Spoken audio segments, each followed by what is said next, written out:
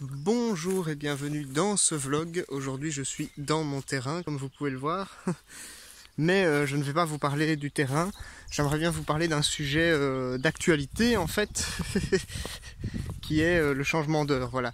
Donc le week-end dernier nous avons changé les heures. Alors vous voyez certainement la vidéo mercredi ou vendredi, donc ça fait déjà une semaine.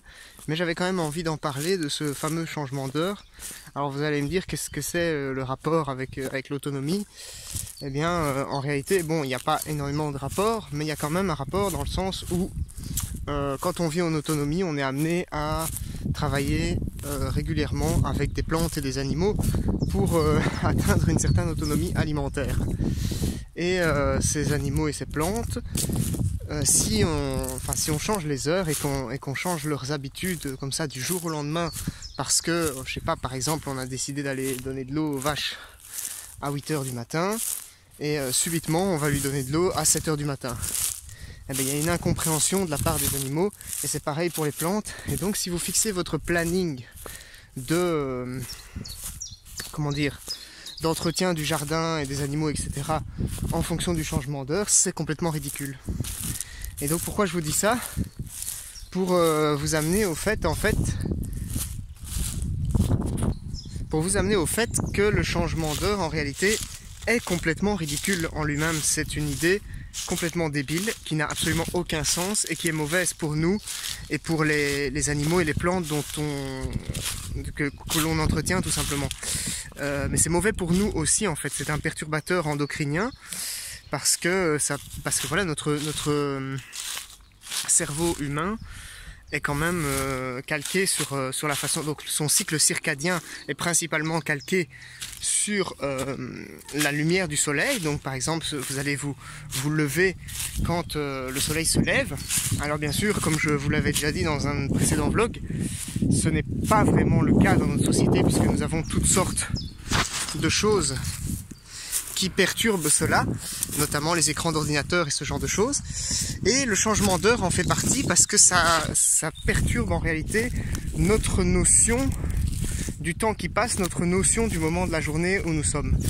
Puisque nous habituons en fait à fonctionner continuellement avec des heures que nous regardons régulièrement sur des écrans ou sur des cadrans. Voilà.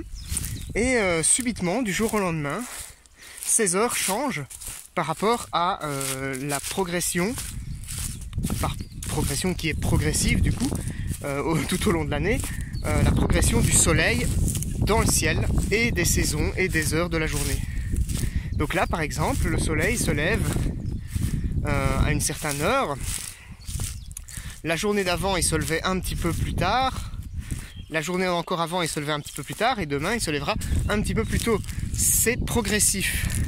Or, samedi dernier, enfin dans la nuit de samedi à dimanche dernier, eh bien, il y a eu un changement brutal de l'heure que l'on associe dans notre tête au lever du soleil, au coucher du soleil, en tout cas à la position du soleil dans le ciel. J'espère que vous m'entendez bien parce qu'il y a un peu de vent. Je vais essayer d'aller dans un endroit où il n'y en a pas.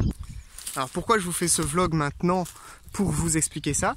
Eh bien tout simplement parce que je trouve, et je ne suis pas le seul d'ailleurs, que le changement d'heure c'est quelque chose d'inutile, de débile, de fatigant, de crevant, et qu'il faut arrêter immédiatement au plus vite. Ça n'a absolument aucun sens de faire ça. Alors vous allez me dire, c'est vrai que ça n'a pas de sens de se lever avant le lever du soleil pour aller travailler non plus en hiver. Mais ça, j'en avais déjà parlé dans un précédent vlog sur le cycle circadien justement dont je parlais. Et je vous avais parlé de ça par rapport à l'hibernation et tout ça, il me semble. Donc voilà, ça j'en ai déjà parlé, mais le changement d'heure fait partie de toute cette thématique-là.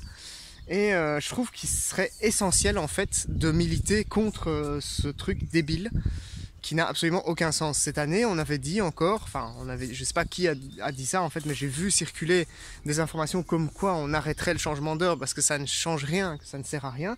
À la base, ça a été choisi pour permettre, je crois, aux gens qui travaillent de rester dehors plus tard quand ils rentrent chez eux, en fait, en été.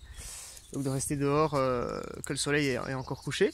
Bon, c'était l'espèce d'excuse débile qu'ils ont trouvé pour faire passer ce truc. En vérité, je sais pas pourquoi ils ont voulu faire ça, mais ça n'a absolument aucun sens et ça ne remplit pas du tout le but, la cause prétexte qu'ils ont cherché pour ça. Que du contraire, c'est juste plus fatigant qu'autre chose. Et après une journée de travail, à avoir commencé 1 heure plus tôt, en été, eh ben, on a juste envie d'aller se coucher quand on rentre chez soi, c'est tout. Alors vous n'êtes peut-être pas d'accord avec moi parce que je sais qu'il y a beaucoup de gens qui sont pour le changement d'heure, mais n'hésitez pas à balancer vos arguments dans les commentaires. Moi je pense que ce n'est pas une bonne chose et j'ai des arguments pour ça dont je vous ai parlé tout à l'heure. Et de toute façon, quel intérêt en fait, je veux dire, nous sommes ici, donc par exemple moi ici je suis en Bretagne.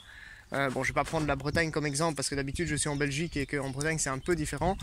En Belgique on est sur le fuseau horaire UTC +1, donc le fuseau horaire de Bruxelles.